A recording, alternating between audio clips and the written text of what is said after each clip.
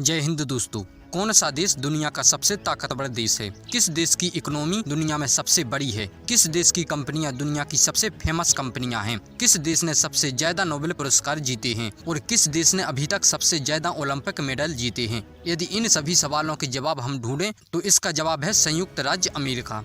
सन 1800 ईस्वी से पहले भारत और चीन दुनिया की सुपर पावर थीं। दुनिया में ज्यादातर ट्रेड और इकोनॉमिक एक्टिविटी इन्हीं देशों के आसपास थीं। लेकिन पिछले 100 सालों में अमेरिका ने अपना प्रभाव दिखाया और सबसे ताकतवर देश बन गया। लेकिन समझने वाली बात यह है कि अमेरिका को आखिर इतनी ताकत कहां से मिली कि चाहे तेल की लड़ाई हो, सरहदों की जंग हो, ट्रेड वॉर हो या हथियारों की होड़ हो या फिर किसी मुल्क का अंदरूनी मामला हो, अमेरिका हर जगह दखल देता दिख जाता है। अमेरिका के इसी वर्चस्व के खेल को समझने के लिए हमें इतिहास के पन्ने पलटने पड़ेंगे और चलना होगा साल 1492 में, जहां से इस कहानी की शुरुआत होती है।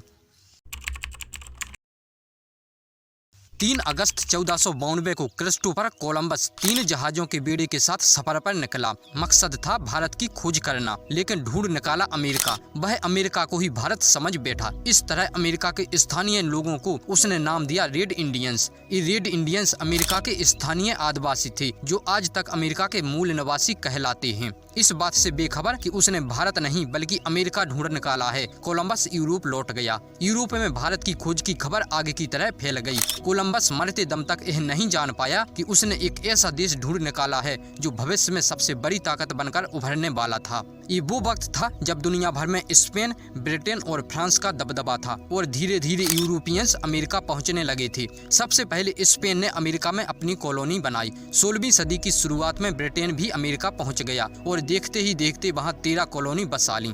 अमेरिका को हथियाने की इस होड़ में फ्रांस भी शामिल हो गया। साल 1700 आते आते उस समय की इन 3 ताकतों ने अमेरिका के अलग अलग हिस्सों पर कब्जा कर लिया।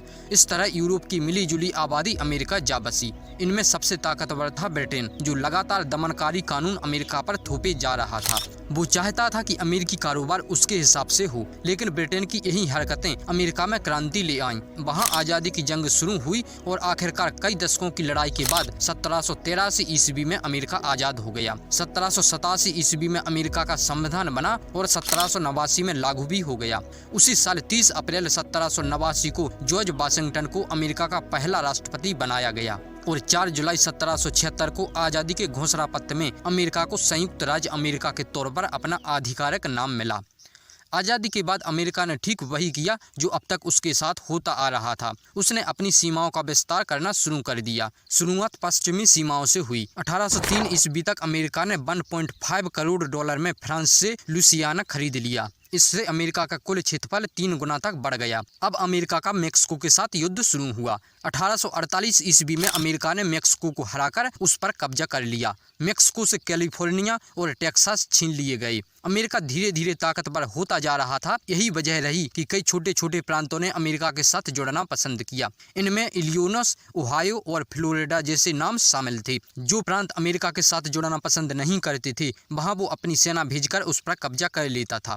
1866 में यूएसए ने 7.2 मिलियन डॉलर में अलास्का टेरिटरी रसिया से खरीद ली। प्यूर्टो, गुआम और फिलीपींस के एरिया को भी यूएसए के द्वारा सन 1898 में कब्जा किया गया।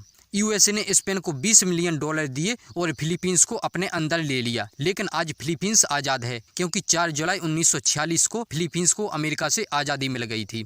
समय में आगे बढ़े तो 20वीं शताब्दी अपने साथ क्रांतियां, भीषण युद्ध और महामारी लेकर आई। दुनिया के कई मुल्क गृह युद्ध से जूझ रहे थे तो कुछ की पड़ोसियों से तनातनी जारी थी। यही तनातनी पहले विश्व युद्ध का कारण बनी। 1914 में ऑस्ट्रिया हंगरी जंग वर्ल्ड वार में तब्दील हो गई। इस युद्ध के 3 साल बाद अमेरिका भी इस जंग में कूद पड़ा। 1 साल के भीतर ही जर्मनी ने हथियार डाल दिए और इस तरह यह विश्व युद्ध खत्म हुआ। लेकिन यह युद्ध जहां एक तरफ यूरोप के लिए बर्बादी लेकर आया तो वहीं इससे अमेरिका के सुपर पावर बनने का सफर शुरू हुआ। दरअसल पहले विश्व युद्ध में यूरोप की ज्यादातर कंपनियां बंद हो गईं। यूरोप की अर्थव्यवस्था लगभग ठप हो गई। यूरोप बर्बाद हो रहा था, लेकिन यही बर्बादी अमेरिका के लिए गोल्डन चांस लेकर आई। अमेरिका ने उन सभी मार्केट पर दबदबा बनाना शुरू कर दिया जहां पहले यूरोप का दबदबा हुआ करता था। इससे अमेरिका की अर्थव्यवस्था मजबूत ही नहीं बल्कि बहुत मजबूत हो गई। अमेरिका आगे बढ़ रहा था तो एक बार फिर दुनिया द्वितीय विश्व युद्ध की ओर बढ़ रही थी। दूसरा विश्व युद्ध खत्म होने से पहले ही दुनिया के तमाम देशों की अर्थव्यवस्था तबाह होने लगी थी।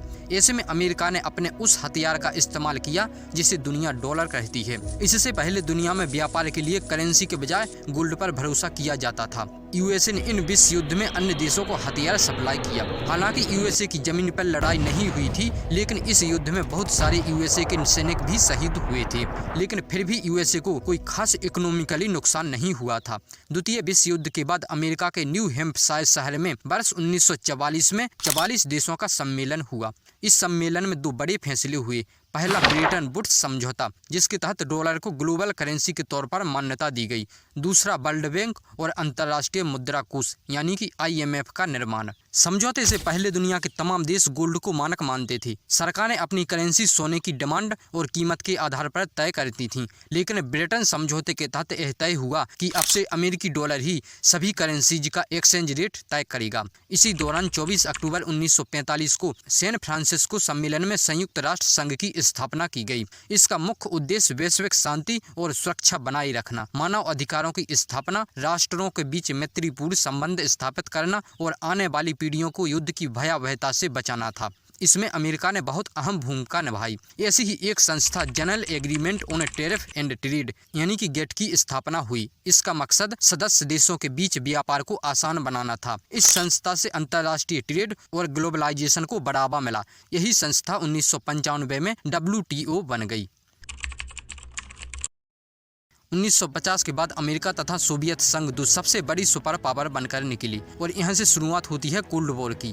संयुक्त राज्य अमेरिका और सोवियत रूस के बीच उत्पन्न तनाव की स्थिति को शीत युद्ध के नाम से जाना जाता है। द्वितीय विश्व युद्ध के दौरान संयुक्त राज्य अमेरिका, ब्रिटेन और सोवियत संघ ने कंधे से कंधा मिलाकर ध्रुवीय राष्ट्रों जर्मनी, इटली और जापान के विरुद्ध संघर्ष किया था। किंतु युद्ध समाप्त होते ही एक ओर ब्रिटेन तथा संयुक्त राज्य अमेरिका और दूसरी ओर सोवियत संघ में तीव्र मतभेद और असहयोग की भावना उत्पन्न होने लगी। बहुत जल्द ही इन मतभेदों ने तनाव की भयंकर स्थिति उत्पन्न कर दी। रूस के नेतृत्व में साम्यवादी और अमेरिका के नेतृत्व में पूंजीवादी देश 2 खेमों में बट गए। इन दोनों पक्षों में आपसी टकराहट आमने सामने कभी नहीं हुई, पर ये दोनों गुट इस तरह का वातावरण बनाते रहे कि युद्ध का खतरा सदा सामने दिखाई पड़ता रहता था। यूएसए और USSR ने एक दूसरे से सीधे लड़ने की बजाय प्रॉक्सी वॉर खेला। जिन देशों में यूएसए को लगता था कि सोवियत संघ का प्रभाव है, उन देशों की सरकारें वह गिरा देता था। अमेरिका ने सोवियत संघ में शामिल देशों की सरकारों के तख्तापलट का काम करना शुरू कर दिया। इसके लिए अमेरिका ने साम दाम दंड और भेद की नीति अपनाई। कहीं विपक्षी दलों का समर्थन करके तो कहीं आतंकी गुटों की फंडिंग करके उसने उन देशों में बगावत करवानी शुरू कर दी, जैसे कि अफगानिस्तान में तालिबान को फंडिंग की, जिससे सोवियत संघ के प्रभाव को रोका जा सके। ऐसे ही कहानियां सुनने को मिली ब्राजील, चिली, अर्जेंटीना, ईरान और कांगो जैसे देशों में। ऐसा करने से बहुत सारे देश यूएसए पर निर्भर हो गए, जिससे अमेरिका और भी पावरफुल बन गया। 4 अप्रैल 1949 को नाटो यानी कि नॉर्थ अटलांटिक ट्रीटी ऑर्गेनाइजेशन की स्थापना हुई। इसका उद्देश्य सदस्य राष्ट्रों की राजनीतिक स्वतंत्रता और सैन्य सुरक्षा को बनाए रखना था। 1990 से पहले लगभग हर देश या तो अमेरिका के साथ था या फिर USSR के साथ। इससे यह दोनों ही देश और भी पावरफुल बन गई। लेकिन जब 1991 में सोवियत संघ का विघटन हुआ तो उसके बाद केवल यूएसए ही सुपर पावर बचा। अब यह सारे रीजन तो जियोपॉलिटिकल थे, लेकिन इसके अलावा भी यूएसए के सुपर पावर बनने के कुछ आंतरिक कारण भी थे। क्या आपने कभी सोचा है कि दुनिया भर के बिजनेसमैन बिजनेस करने अमेरिका ही क्यों जाते हैं? दुनिया की हर दूसरी सबसे बड़ी कंपनी अमेरिकी कंपनी ही क्यों है? यदि हम दुनिया के सबसे सफल बिजनेसमैन का इतिहास खंगालेंगे तो हमें पता चलेगा कि हर 10 में से 7 बिजनेसमैन मूल रूप से अमेरिकी नागरिक रहे हैं। और इसका जवाब है कि अमेरिकी सरकार निजी बिजनेसमैन को अपना कारोबार खड़ा करने की यहाँ बेइंतहा आजादी देता है। अमेरिकी पॉलिसी हमेशा टैलेंट को बढ़ावा देती रही है। यह इनोवेशन को प्रमोट करता है। यही वजह है कि आज अमेरिका में 3 करोड़ से ज्यादा स्मॉल इंडस्ट्री हैं। दुनिया की 2000 सबसे ताकतवर कंपनियों में से करीब 30% अमेरिकी कंपनियां हैं। कंपनियों के अलावा दुनिया में सबसे ज्यादा अरबपति की लिस्ट में अमेरिका चाइना के बाद दूसरे स्थान पर आता है। दक्षिण अफ्रीका का एक बिजनेसमैन बिजनेस करने अमेरिका जाता है और टेस्ला जैसी कंपनी खड़ी कर देता है। फिर चाहे वह कल्पना चावला हो, सुनीता विलियम्स हो या फिर सत्या नडेला, ऐसे कई उदाहरण हैं जो कि अमेरिका में जाकर सफल हुए हैं। अमेरिका टैलेंट को वो मौका देता है जो शायद दुनिया का कोई और देश नहीं दे सकता है। यही वजह है कि अमेरिका आज टेक्नोलॉजी के मामले में दुनिया के किसी भी देश से बहुत आगे है। दुनिया की लगभग हर बड़ी कंपनी का हेडक्वार्टर अमेरिका में ही है। सबसे बड़ी स्पेस एजेंसी नासा भी अमेरिका में ही है।